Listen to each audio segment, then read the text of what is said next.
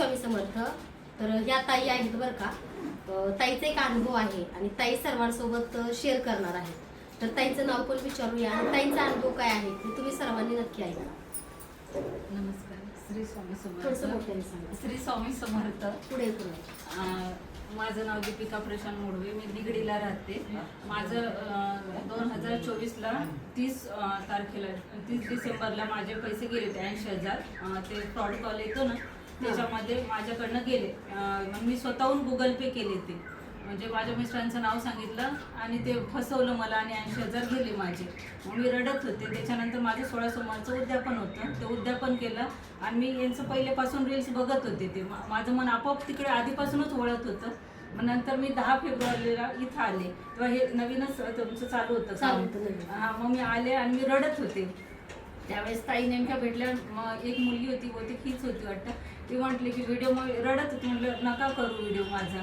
तर मी यांना सांगितलं की मला कुंचम द्या म्हणून. तर त्यांनी असं फक्त बघितलं, हळदी कुंकू लावलं मला आणि असा हात केला. मला हात वगैरे सगळ्यांचा आठवतो त्यांनी कसं केलं की 1 वर्षात तुमचं काम होईल. हात वगैरे हे करून इथंच बसले तर मी तिकडे उभे होते. त्यांनी असा हात केला. मी ते गेले कुंचम घेऊन गेले. त्याच्यानंतर श्रावण महिन्यात ती प्रोसिजर चालू झाली माझी व्हायची. असं असं चालू आहे, तसं चालू आहे. आणि नंतर आता फेब्रुवारी 2026ला 10 फेब्रुवारीला घेतलं होतं मी 2025ला आणि आता 8 फेब्रुवारी 2026ला माझे पैसे सगळे आले. ते सगळे एक मला रडू का काय करू ते मला कळेना. मला हेच आठवत होतं की तुम्ही तो हात केला होता की 1 वर्षात येते. 2 दिवसच बाकी होते तेव्हा यायला. आणि माझे सगळे 80चे 80,000 आणि ते मी स्वतःहून गुगल पे केले होते. सगळेजण म्हणत होते ते येणार नाही, तुम्ही स्वतःहून गुगल पे केलेले. OTP ठीक होता, तुम्ही स्वतःहून केले ते. पण मला आले ते. आणि मी कुंचम सेवा तुमच्याकडनंच घेतलेली आहे. त्याचं म्हणजे आणि ती तर सेवा घेतलीच मी. ते पैसे पण आले आणि माझं दुसरे पण असे बरेच कामं होते की ते होतच नव्हते आणि पैसा माझ्याजवळ टिकत नव्हता. आता पैसा पण टिकतोय माझा, असं झालं. आणि ते माझा अनुभव म्हणजे चालूच होतं. हे माझ्या बहिणीने पण ओंकारला माहिती आहे 11,000चं इथून आपल्या चेन्नईला गेलेलं आहे. ते महाराज वगैरे तिला पण अनुभव आहे आणि माझ्या नंदेने पण ही सेवा घेतलेली आहे. मला हा अनुभव कधी सांगते असं झालेलं होतं. मी ओंकारला सारखा फोन करत होते की कधी भेटणार ताई, कधी भेटणार ताई. मग तो म्हटलं आज आहे. मग मी आज थांबले. असं झालं. मला तो अनुभव सांगायचा होता आणि 8 दिवस सांगत नव्हते. तर हे खोटं वाटण मला देवीचं सारखं दिसत होतं स्वप्नामध्ये. ओटी काय की तुला सांगायचं होतं ना, तुला सांगायचं होतं ना. तुम्ही जळगावला गेलेले होते त्यामुळे मग माझं झालं नाही आणि मध्ये मग काही अडचणीमुळे आले नाही. आता तर बघा, ज्यांना मी सेवा दिली आहे, ज्याला सेवा देते त्याला महालक्ष्मी आई यश देते. कारण तिचा कृपाशीर्वाद आहे आणि ती प्रत्यक्षात जळगावमध्ये पण एका काकूंच्या अंगामध्ये महालक्ष्मीचं वार आहे. त्यांनी सुद्धा सांगितलं की मी तुझ्या सेवेने खूप प्रसन्न आहे आणि ज्यांना तू ह्या हाताने सेवा देशील त्याला भरभरून यश देईल. फक्त कसं आहे, तुमचा विश्वास असणं खूप महत्वाचं आहे. कारण खूप लोक इथं दुःखी असतात, खूप लोक येतात आणि प्रत्येकाला मी एकच सांगते, तुम्ही ही सेवा करा. मी वेगळं काहीच सांगत नाही. मी एक माझ्या म्हणजे महालक्ष्मी आईच्या कृपेने मिळालेली सेवा, ही कुंचन सेवा मी देते. स्वामींचा अभिषेक किंवा स्वामींच्या सेवेबद्दल मार्गदर्शन करते. ह्या 2 गोष्टी व्यतिरिक्त वेगळं असं मी काहीच करत नाही. पूजा साहित्य सगळीकडे मिळतं पण पॉझिटिव्हिटी, सकारात्मकता ही सगळीकडे मिळत नाही. कारण बघा, बऱ्याच ताई आहेत की कुठं कुंचन घेतला, ऑनलाईन घेतला, मिशोला घेतला, किती कमी पैशात मिळतो म्हणून सगळीकडे बुकिंग केलं पण आजपर्यंत त्यांचा अनुभव नाहीये. असे प्रत्येक जण आले आणि पुन्हा माझ्याकडून सेवा नेली. आता बघा, चांदी खूप महाग झाल्यामुळे चांदी थोडीशी स्टॉक आउट झाली आपल्याकडून. तर चांदी सुद्धा पुढच्या महिन्यात येते. चांदी का सेवेमध्ये असावी? कारण पॉझिटिव्हिटी खूप असते. तर ताई सुद्धा चांदीचा सेट घेतला. ते पण माझं सांगायचं राहिलेलं आहे. त्यावेळेस माझ्याजवळ पैसे नव्हते. मी 16 सोमवारचं उद्यापन केलं आणि माझ्याजवळ पैसे नव्हते राहिले कारण की मी खूप तेव्हा याच्यात होते. ते 80,000 माझे नव्हते, माझ्या सासऱ्यांचे होते. असं झालं होतं आणि पैसे नव्हते. मी फोन केला होता ओंकारला की माझ्याजवळ फक्त 2100 रुपये, मी काय करू?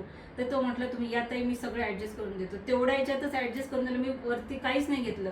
एवढे पटापटा 1.25 महिन्यानंतर तर माझं मी ब्लाऊज शिवते त्याच्यामध्ये पण यश यायला लागलं आणि ह्या पैशांची पण प्रोसिजर पटापट व्हायला लागली.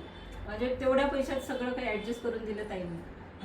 आणि कसं आहे, एक छोट्या सेट पासून जसं की तुम्हाला अनुभव येते, तुमचं चांगलं होतं, तर तुम्ही त्या पैशातून थोडी चांदी, हळकुंड, लवंग किंवा चांदीचं फुल हे तुम्ही घेऊ शकता. पण सेवेला सुरुवात करणं खूप महत्वाचं आहे बरं का.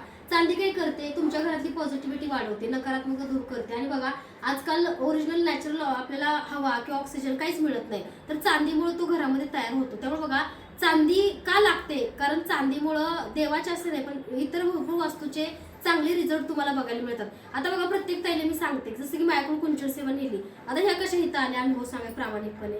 तसं बघा तुम्ही दुःखात ह्या ताई रडत आलते, मी काय म्हणलं ह्या कुंचन घ्या असंच हात फक्त मी ह्यांना वेळ पण नाही हात दिला, सुद्धा वेळ पण नाही दिला. मी काय म्हणलं हा कुंचन घ्या आणि जावा.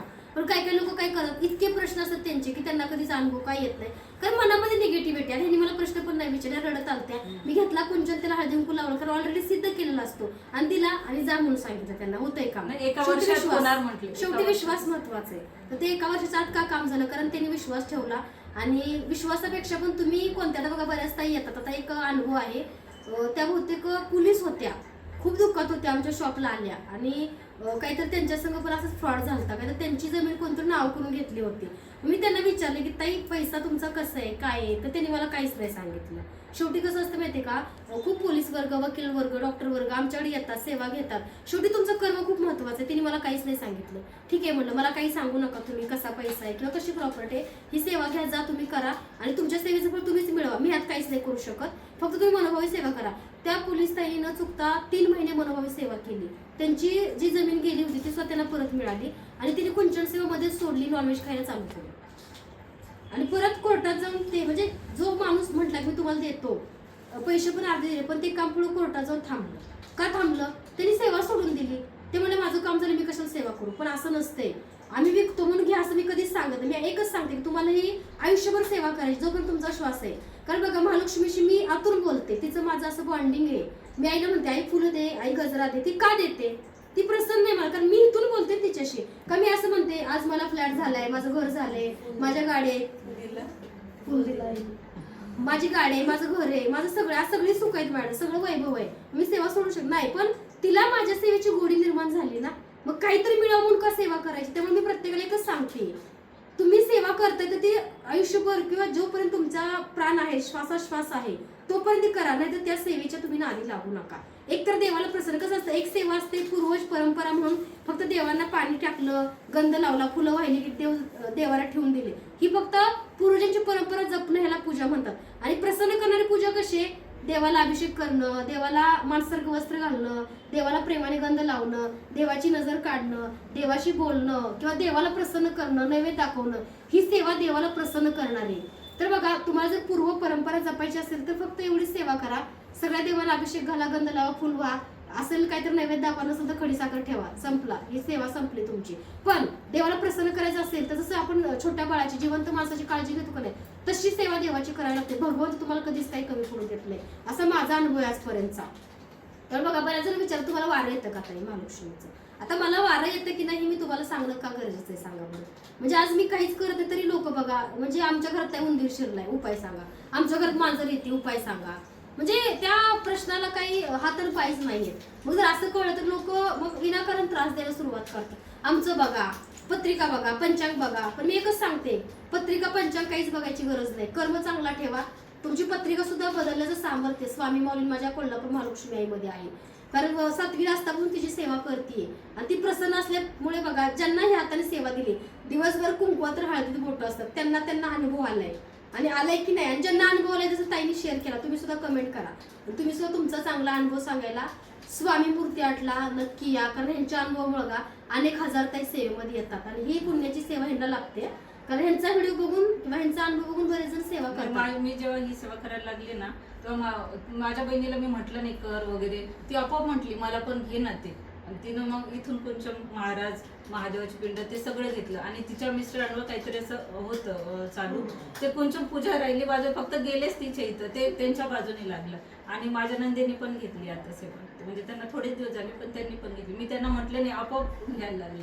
आता ही सेवा साऊथची आणि बरेच लोक माझी बघून कॉपी करतात. कॉपी म्हणण्यापेक्षा ते विकायचा प्रयत्न करतात. प्रत्येकाने द्यावं, प्रत्येकाचं पोट पाणी प्रत्येकाने करावं, पण चांगल्या मार्गी करावं. कारण कसं आहे की सेवा देणारा माणूस पण तेवढा सात्विक लागतो. आणि मी नॉनव्हेज खावं की नाही असा प्रश्न मला बरेच जण करतात. पण तुम्ही सांगा, ज्या घरामध्ये एवढी चांगली सेवा मांडली, ज्या घरामध्ये साक्षात देव येतोय, तुम्हाला आशीर्वाद देतोय, त्या घरामध्ये मांसाहार तुम्ही शिजवून खाल्ला तर चांगलं आहे का. थोडंसं बघा, माझ्या हाताला कढई भाजली पण मला 4 दिवस झाले व्यातना होत आहेत, त्रास होते, साबणाचं पाणी लागलं, काही लागलं तर चणचणते, डोळ्यातनं पाणी येतात. आणि आपण बघा जिवंत ह्या गोष्टी भाजून कापून खातो, तो किती मोठा कर्मभोग आहे सांगा. त्यामुळे मांसाहार करूच नका असं नेहमी सांगते. आता काही लोक म्हणतात की आत्मा मारून धर्म करायचा का. आता त्या जीवाला आत्मा नाहीये का, तो जीव नाहीये का तुम्ही ज्याला भाजून कापून खाता. तर बघा, ज्या घरात सेवा, ज्या घरात अध्यात्म घडतो त्या घरामध्ये असुरी शक्ती ह्या नॉनव्हेज किंवा ह्या मांसाहाराच्या प्रकारे येते.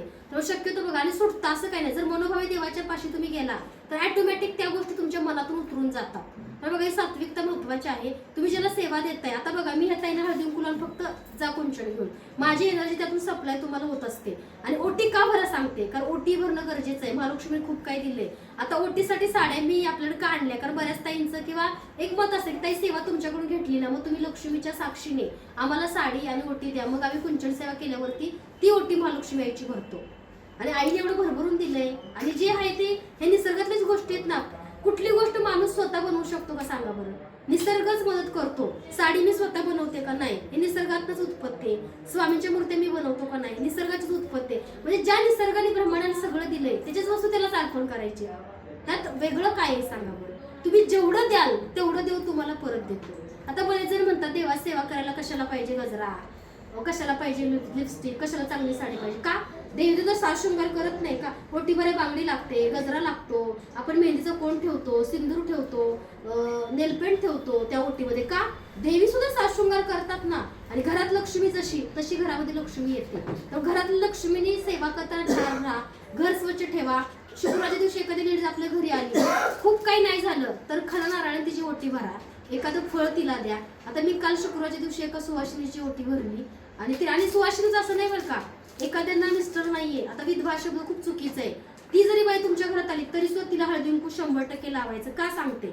कारण बघा, जेव्हा लक्ष्मी माता मला पहिल्यांदा प्रसन्न झाली तेव्हा लक्ष्मी मातेने साक्षात सांगितलं मला, जळगावमध्ये पण सांगितलं की म्हणे बाळा तू सेवा खूप चांगली करतेस, पण जी बाई विधवा तुझ्या ह्याच्या आतमध्ये येईल, शॉपच्या आतमध्ये, प्रत्येकाला हळदी कुंकू लाव. तर मला आई का असं? त्या सुवासिनी नाहीये. नाही म्हणे, मी जास्त त्यांना प्रसन्न आहे, मी जास्त त्यांच्यात रमते तुमच्यापेक्षा, कारण त्याने खूप काही गमावलंय. त्यामुळे त्या विधवेबाईसोबत मी सखी म्हणजे मैत्रिणीसारखी तिच्यासोबत मी राहते. त्यामुळे जिला तू तिला कुंकू लावशील तेव्हाच तुला यश मिळेल. प्रत्येक कार्यक्रम बघा त्यांचं एक वेगळं महत्व आहे. त्यामुळे जर अशी कोणी आलं तर तिला आवर्जून हळदी कुंकू लावा, खडी साखर द्या. तुम्हाला एखादी भेटवस्तू देऊ वाटली तर तुम्ही तिला द्या. आणि तुम्ही त्याच्यानंतर मला स्वतः अनुभव सांगा की देव तुमच्या तिच्या रूपात येते बरं का. देवी बघते की ही मला भेदभाव मानते का. कधी लंगडं पांगळा आंधळा बळच आपल्या घरी येतो बघा, तेव्हा समजा की देव परीक्षा घेतो. तुमच्याला होईल तेवढी मदत करा, पण भेदभाव नका करू. कारण देवाला कसं आहे, सगळं ब्रह्मांड त्यांनी निर्माण केलंय, त्याला सगळे आपण एकसारखे, त्यामुळे भेदभाव कोणामध्ये नाही करायचा.